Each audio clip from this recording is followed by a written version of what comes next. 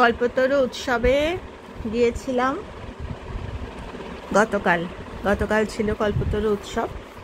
তো একটু বেলা হয়ে গিয়েছিল আমাদের বেরোতে, একটু মানে পরের দিকে পৌঁছেছি। আর একটু আগে পৌঁছালে আর একটু বেশিক্ষণ ঠাকুরের সাথে সময় কাটানো যেত।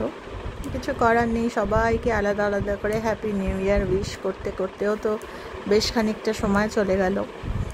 তো তারপর এখান থেকে আমরা রওনা দিই এবং পৌঁছতে প্রায় ঘন্টাখানেক লেগেছে। গিয়ে দেখছি এই রকম ভিড়, সবাই হাতে হাতে নিয়ে এরকম বাইরে এরকম সিটিং অ্যারেঞ্জমেন্ট করেছে। ওই যে দূরে দেখা যাচ্ছে না ওরকম একটা তাঁবু মতো, ওটা দিয়ে সোজা গেলে ডাইনিং রুম, যেখানে প্রসাদ দেওয়া হয়।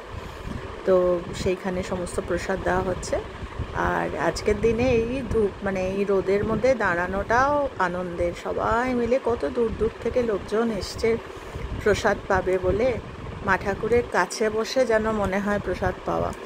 যখন কলকাতায় থাকতে শ্রী সারদা মঠে যেতাম, মায়েরা কত আদর করে যত্ন করে। আমার মেয়ে পায়েস খেতে, আমার মেয়ে দুধের প্রোডাক্ট খায় না, বকা দিয়ে খাবে না মানে খেতেই হবে।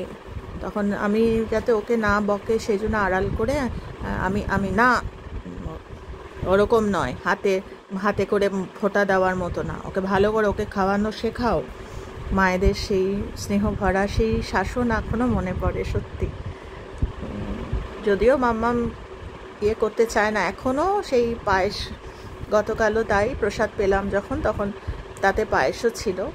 ঠিক একই রকম মনে পড়ে যাচ্ছিল শ্রীমঠের মায়েদের কথা। আর ঠাকুরের কথা তো বলার কিছু নেই।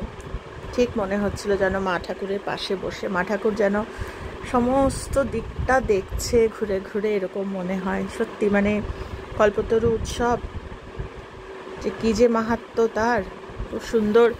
দিনের বেলাটা কালকে আমরা তিনজন ওখানে সময় কাটিয়ে তারপরে এখন আমরা বাড়ি ফিরছি। ডুব ডুব ডুব ডুব সাগরে আমার মন, তলাতল খুঁজলে পাতাল, তলাতল খুঁজলে পাতাল, পাবি রে তুই রত্ন ধাম। ডুব ডুব ডুব ডুব সাগরে আমার মন, ডুব ডুব ডুব ডুব সাগরে আমার মন, তলাতল খুঁজলে পাতাল, তলাতল খুঁজলে পাতাল, পাবি রে তুই বৃন্দাবন। ডুব ডুব